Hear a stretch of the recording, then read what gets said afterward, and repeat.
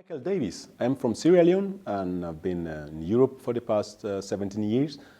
And actually, I was playing part in the war back in the days when I was in my country. And then you could see a lot of things going on, how children have been recruited actively, passively. And it's so sad that the numbers are growing every day, and the world is sitting and watching. And I think the world has to do something about this. You know, you see these children, they're running into locations where they think they want to find safety. And they happen to get to this location. At the end of the day, the children now see that they have to start fighting to save themselves.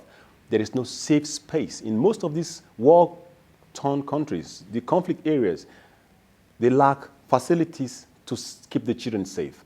And these children are fighting in this situation, and these children are going through brutality, these children are going through terrible things, these children are seeing hate every day, these children are seeing, the fear in their eyes, and the drugs, and you see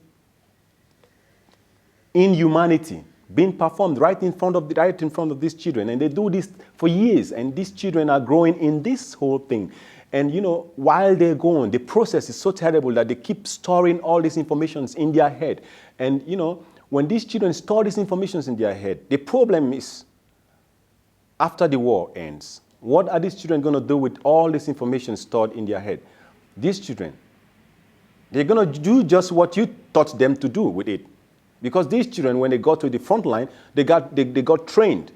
They got trained to fight, they got trained to kill, they got trained to rape, they got trained to disrespect humanity, they got trained to hate and call that person their enemies, you know. And they come in a society where it's peaceful, and they're going to be using these informations in a society where it's peaceful, just the way they were taught in the front line. And I think the world should try to start doing something about this so that the number can reduce, so that we will not be having traumatized children all over the street in our peaceful environment, and those ones that are still at war, that are still in front line. The world should just see to it that they build facilities where these children can run to, so that you don't have more children get recruited. Because many of the children are really passively recruited. They run into the hands of the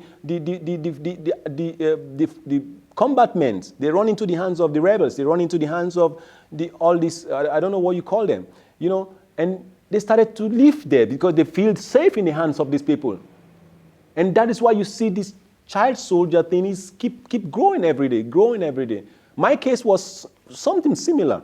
You know, you got there, there is no way out. Even if you want to go out, you don't find no way because you don't have nobody to help you.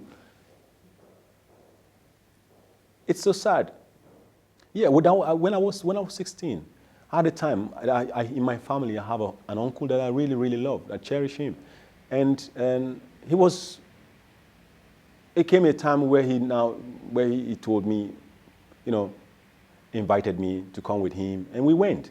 And you know, and then I was a part of the country that was really already in war, that was really already have this activity going on, rebel activities and stuff like that. And unknowingly, I didn't even know. And we got there at the end of the day. And at the end of the day, I discovered that I had to start fighting with this, fighting in front with the militias. You start fighting to save yourself. You know, you start fighting, and then many other children happen to be in the same situation. Many other children that have lost their homes in nearby villages, they ran to such locations, they lost their parents already, and they had no place. And so coming to these locations, they have to start trying to save themselves. You know, they join the militias, start to save themselves, because that is the only way you can survive. I think in my opinion, what I think they should try to see an independent body that is really independent from every state. The whole world should come together and create one body. This body should be in charge of these facilities that are going to be built in war-torn countries. The world can do it. The world can do it. We build facilities, real strong facilities, where when all these villages have been attacked, all these towns have been attacked, people run from attacks. And so that they can run in the hands of these of these safe facilities, not run in the hands of the rebels, not run in the hands of the, they run to this facility because when people know that there is a facility somewhere, the children are going to run in that direction. And they get there, when they get there, they get safe, they get medical care, they get food, and they can even get, in the time being, even some little education, because 5, 6, 7 years of war, the children are, everything paralyzes, no education, nothing, and that's why. And after the war, the same body, this global body, built facilities in different states, but not managed by the states, managed by the world itself. You know, because when it's managed by the state, it's always slow. You know, because the states have their own. They have their own issues. And so when it's managed by the world, when there's one body, the body knows this is our job, it will be effective. And build a facility where all the children that are coming out of war, they can go, because these children are already traumatized. These children have went through a lot of things. These children have done things that really completely displace their brain. And because they're going to be using all these things that they have. And so we need a body, facilities where the children can go. You have to wash this brain. You have to clean it up so that they can fit into the new society. I happened to, when I got to Germany, I was lucky to have help, to get help from organizations. And after my 2 years of therapy, I tried to make ends meet, try to do something with my life, and I now focus later after getting my stability, and now start seeing how great, how wonderful it is to be part of this struggle, to be part of the struggle to help children in need.